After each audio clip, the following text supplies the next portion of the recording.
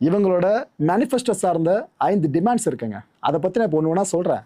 இதை கேட்டு முடிச்சதுக்கப்புறம் நல்லா இருக்கே அப்படி நீங்களே சொல்லுவீங்க. ஒருவேளை சிஜேபி ஆட்சிக்கு வந்தால் என்ன பண்ணுவாங்க தெரியுமா? இந்த சீஃப் ஜஸ்டிஸ் ஆஃப் இந்தியா இருக்காங்களே, அதை இப்போ இருக்க சிஜேஐ சூரியகாந்த் அவர்கள் மாதிரி இது போல் சீஃப் ஜஸ்டிஸ் ஆஃப் இந்தியாவாக இருந்து அவங்க பதவிக்காலம் முடிஞ்சு ஓய்வு பெறாங்க அப்படின்னா அவங்களுக்கு ஓய்வுக்கு பிறகான விருதுன்ற கேட்டகரியில் ராஜ்யசபா எம்பி சீட்லாம் கொடுக்க மாட்டோம் அப்படின்றாங்க.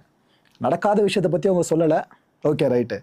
ரெண்டாவது என்ன சொல்கிறாங்க, இந்த இந்த தலைமை தேர்தல் அதிகாரி இருக்கார்ல, இவரை நாங்கள் அரெஸ்ட் பண்ணுவோம். அதுவும் எந்த சட்டத்தின் கீழே? ஓப்பா சட்டத்தின் கீழே. அன்லாஃபுல் ஆக்டிவிட்டிஸ் ப்ரிவென்ஷன் ஆக்டிங்க. டெரரிசம் சார்ந்தெல்லாம் போடுவாங்க அந்த சட்டப்பிரிவை. அதன் கீழே தேர்தல் ஆணையரை, தலைமை தேர்தல் ஆணையரை அரெஸ்ட் பண்ணுவாங்களாமா. இதுக்கு என்ன காரணம் சொல்கிறாங்கன்னா, இந்தியாவில் இருக்க ஒவ்வொருத்தருக்கும் ஓட்டுரிமை ரொம்ப ரொம்ப அவசியம். ஒருத்தர் ஒரு ஓட்டை போட்டு அது அவரோட ஓட்டு இல்லைன்றத நீங்கள் இல்லீகலாக ஒரு விஷயத்த மறுக்கிறீங்கன்னு வைங்க, அங்கே அந்த வாக்காளரோட உரிமை பறிக்கப்படுதில்ல. அந்த ஒரு குற்றத்துக்காக தலைமை தேர்தல் ஆணையரையே நாங்கள் ஊப்பா சட்டத்தின் கீழே அரெஸ்ட் பண்ணுவோம். அது ஒரு பயங்கரவாத செயல்னு சொல்கிறாங்க. மூணாவது என்ன தெரியுமா சொல்கிறாங்க, நம்ம நாட்டு பார்லிமெண்ட்டில் எத்தனை எம்பிஸ் இருக்காங்களோ பாதிக்கு பாதி சரிசமமாக பெண்கள் இருக்கணுன்றாங்க. அதில் இன்னொரு ஹைலைட்டான விஷயம் என்ன தெரியுமா, மத்திய அமைச்சரவை இருக்குல்ல, அதுலேயே 50% பெண்கள் தான் இருக்கணுன்றாங்க. மஹுவா மொய்த்ரால எதுக்காக சப்போர்ட் பண்ணான்னு இப்போ தெரியுதா? இதில் 4வது ஒரு விஷயம் சொன்னாங்க பாருங்க, ஹைலைட்டு. அதாவது அம்பானிக்கு சொந்தமான அண்ட் அதானிக்கு சொந்தமான டிவி சேனல்ஸ் நிறைய இருக்குது இந்தியாவில். அவங்க பயங்கரமாக அந்த செய்திகள் மூலமாக இன்ஃப்ளூயன்ஸ் பண்ணுறாங்க மக்களை. நாங்கள் ஆட்சிக்கு வந்தது என்ன பண்ணுவோம், அந்த சேனல்ஸ் எல்லாத்தோட லைசன்ஸை கேன்சல் பண்ணுறோம் அப்படின்றாங்க.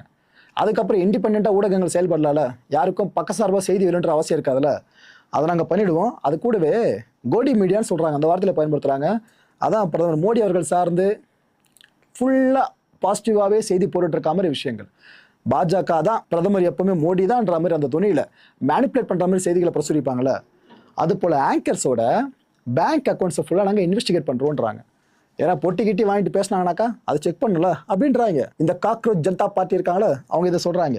இதில் 5வது டிமாண்ட் கம் மேனிஃபெஸ்டோ என்ன தெரியுமா சொல்கிறாங்க, எம்எல்ஏ எம்பிஸ் இவங்கெல்லாம் ஒரு கட்சியிலேருந்து இன்னொரு கட்சிக்கு தாவுறாங்க அப்படின்னா அவங்க அதுக்கப்புறம் ஒரு 20 வருஷம் வரைக்கும் எலெக்ஷனை நிற்கவே முடியாது, நாங்கள் தடை பண்ணி விட்டுருவோம் அப்படின்றாங்க.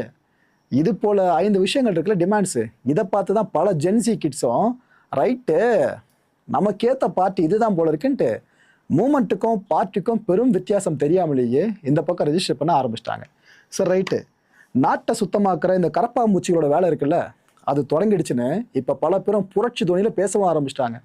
அது சார்ந்து அவங்க மேக் பண்ணி போகிற ஏஐ வீடியோஸ்லாம் இருக்குது. ஆனால் பசங்க சரியான டேலண்ட்டு, அதை மட்டும் நம்ம ஒத்துக்கிட்டே ஆகணும்.